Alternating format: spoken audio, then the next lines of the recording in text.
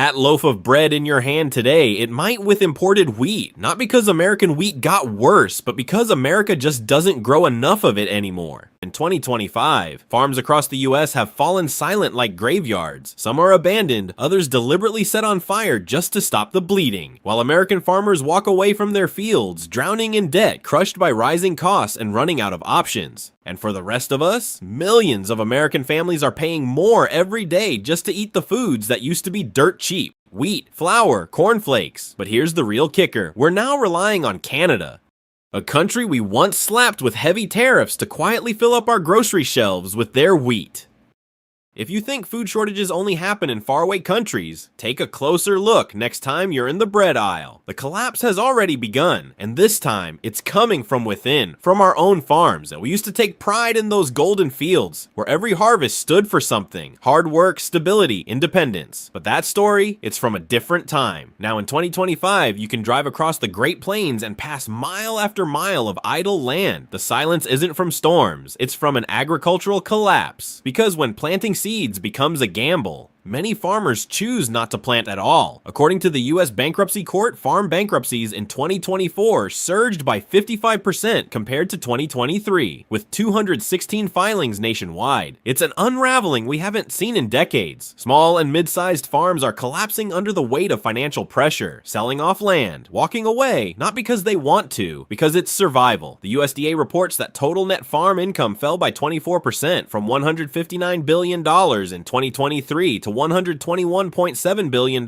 2024, and that was during a decent harvest year. Even in good years, farmers can't break even. In places like Iowa, Nebraska, and Kansas, the backbone of America's wheat, acres once used for grain are now being converted to cattle operations, because livestock at least offers a little more stability. Meanwhile, input costs, fertilizer, fuel, seed, keep going up, but crop prices stagnant or worse. According to The Guardian, costs have soared so high that even bumper crops leave farmers in debt. The Wall Street Journal confirms input prices are still climbing, even as corn and soybean prices plunge. That's a system under pressure, where the folks growing our food are left with no protection and no profit. And when they stop planting, we all feel it. Less planting means less domestic food supply. That hits everything: flour, breakfast cereals, snack foods. Retail chains like Kroger and Safeway are either raising prices by 20% to 40%, or they're shrinking the packages quietly, so folks don't notice the shortage. For an average middle-class family, this isn't just about a few extra bucks. It's a food security crisis. Spending an extra $30 to $40 a month just to feed 2 kids breakfast used to sound crazy. Now it's the new normal, and if we don't turn things around fast, we won't just be eating foreign wheat, we'll be watching American farming disappear entirely. It's not just about a few lost crops anymore. This is the new reality. Behind every abandoned acre is a deeper breakdown. Farmers aren't just losing income, they're losing faith. Faith in the system, in the policies that were supposed to protect them, and in their own future. And that kind of loss, you can't measure it in dollars. When a farm goes under, it's not just a business shuttering, it's a whole community falling apart. Schools, shops, neighbors, livelihoods, all tied to the land. It's not a natural disaster we're facing, it's a systemic failure. Skyrocketing costs, delayed or watered down government help, global price pressure, all coming together like a perfect storm. The result, the very people who plant the seeds are now the first to go under, on their own land.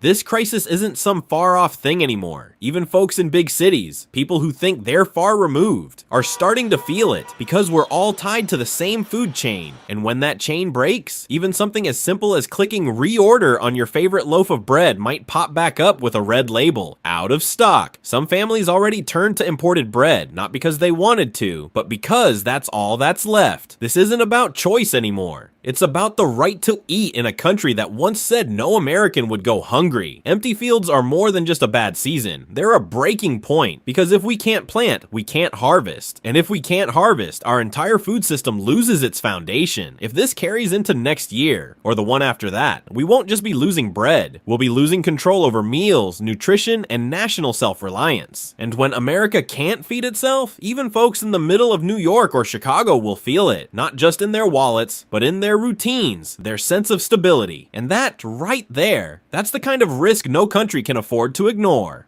Canada, from tariff target to America's breadbasket. Just a few months ago, Canada was making headlines. Another victim of America's 25% import tax campaign, supposedly launched for economic security. But then, something changed. Something nobody saw coming. As America slipped into a wheat shortage, Canada stepped in, quietly, efficiently, and quickly, stocking US grocery shelves. And what were they sending? The very thing we once tried to tax out of existence: wheat. From the massive, endless wheat fields of Manitoba and Saskatchewan, Canadian farmers went full throttle. Their busiest season in nearly a decade. Freight trains packed with grain ran non-stop to ports in Vancouver and Montreal, ready to cross the southern border. And here's the part that really stings. They're not exporting because they have too much. They're exporting because America needs every sack. Right when the US government was issuing tariffs, American farmers were walking off the land. Why? Lack of fertilizer, labor shortages, zero support for rising costs, and don't forget the sky-high diesel and equipment bills. According to the USDA, spring wheat acreage in 2025 dropped to just 9.4 million acres, the lowest since 1970. Even worse, North Dakota, Kansas, and Montana, major producers, all saw double-digit drops in output. Meanwhile, Canada held the line and adapted. Instead of relying on global buyers, they began signing long-term contracts directly with US food manufacturers. A steady, high-quality supply. The result? Bakeries, pasta companies, even fast food chains are now using flour made from Canadian wheat, the very country we once tried to shut out. The trade world calls it the Canada paradox, hit with tariffs, yet thriving in the US market, not by cutting prices, but by becoming the last reliable option for a supply-starved America. Most Americans don't even realize it. But the loaf of bread they picked up this morning may have started as wheat in Manitoba, milled in Minnesota, and bagged just down the street. The switch happened so quietly, no one noticed, but it marks something much deeper than a trade shift. It's the beginning of a growing, irreversible dependence. Because when a nation loses its agricultural self-reliance, the next step isn't just importing more. It's surrendering control of the supply chain. Canada doesn't have to argue or protest. They just plant, harvest, and ship, and the US market folds, quietly, without a fight. And what about our own farmers? The ones who once stood as pillars of rural America. They're watching their fields go fallow, their tractors rust, and their debts stack up, with no buyers in sight. Every freight train full of Canadian wheat crossing into the US brings this reality closer. The title of breadbasket of the world is slipping away. While America argues over tariffs, trade policy, and political influence, Canada is simply growing wheat and doing it well. Bread is still on the shelves, but it no longer symbolizes independence. If we're leaning on Canadian wheat just to make it through breakfast, maybe it's time to ask, who's really feeding America now?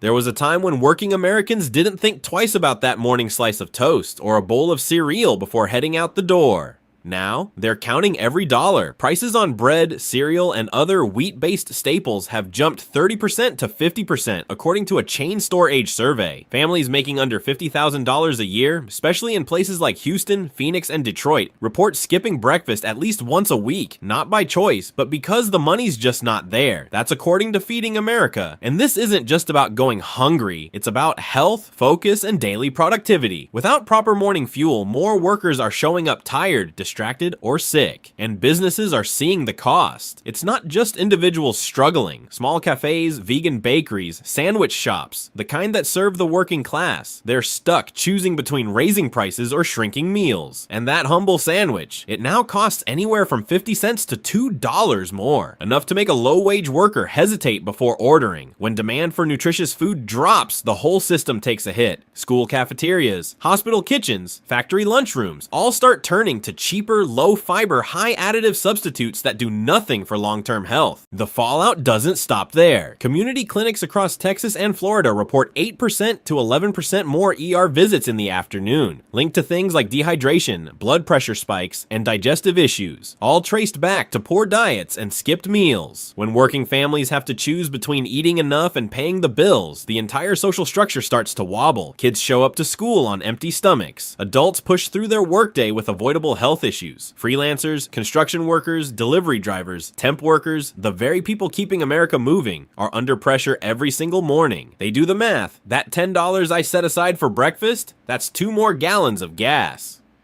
Buying made in America used to be a point of pride. Now, we're reaching for imported goods because that's what's left on the shelf, not out of preference, but because at least it's available. And at a price they can still afford. That's what many Americans are saying today. The frustration runs deep, not just because people are short on cash, but because they've lost trust. Why didn't the system protect American-made food? Why are families now forced to buy expensive Canadian goods just to get by? For many in the working class, this isn't just inflation, it's a blow to national identity, right there on the dinner table. As demand slows, small-town bakeries, cafes, and local grocery stores face impossible choices: raise prices and lose loyal customers, keep prices low and go under. A shop owner in Dayton, Ohio put it plainly: "We can't survive without raising prices, but every time we do, another regular stops coming in. And when those shops shut down, it's not just lost income, it's the loss of accessible food, community space, and the everyday convenience that working families rely on." The danger isn't just empty shelves, it's about losing the power to control your own food. Every major power in history has made food independence a top priority. Why? Because one cross-border drought and flour prices could double overnight, and America wouldn't be able to respond. We don't have enough land, capital, ports, or reliable partners. Canada is ahead on all three. Losing control over our food supply means losing control over the dinner table. You can't set prices. You can't shield yourself from global swings. You don't have a backup when foreign suppliers fail. That's not just an economic failure, it's a national failure. We make these videos to spread the truth, even if only 1 out of 100 people finally wakes up. If that's a mission you believe in, hit like and subscribe. It helps us keep going, and it helps the truth reach the people who need to hear it most. So the next time someone says Trump is the farmer's president, just remember, farm debt is at $561.8 billion, the safety nets are vanishing, and farmers are hanging on by a thread.